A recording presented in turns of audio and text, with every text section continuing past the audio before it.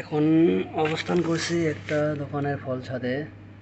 তো এই দোকানটা আসলে কয়েকদিন পর পরেই একটু সার্কিট ব্রেকার পড়ে যায়। তো সার্কিট ব্রেকারের কারণ হলো যে ইঁদুরগুলো আসলে ডিস্টার্ব করে। ইঁদুরগুলো মূলত এই তারের ইনসুলেশন কাইটে দেয়। ইনসুলেশন কাইটে যখন নিউট্রাল ফেজ একখানে হয়ে যায় তখন এই প্রবলেমগুলো হয় আর কি। তো দেখেন এই যে তারের অবস্থা দেখেন, এই তারগুলো আসলে এইভাবে রাখছে, এগুলো সার্ভিস তারে। মানে একটা দোকান দুইটা দোকান, মানে দুইটা দোকান একটা দোকান করার কারণে তারা এই তারগুলো আসলে এইভাবে এলোমেলো করে রাখছিল।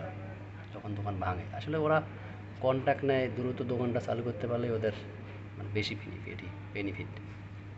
তো যারা ইলেকট্রিশিয়ান আছে, যারা আপনারা বিশেষ করে এই তারগুলো একটু মানে গোছগাছ করে রাখবেন, যাতে ইন্দুরে ইনসুলেশন কাটলে পরে যেন শর্ট সার্কিট বা সার্কিট ব্রেকার না পড়ে যায়। তো সাবধানে কাজ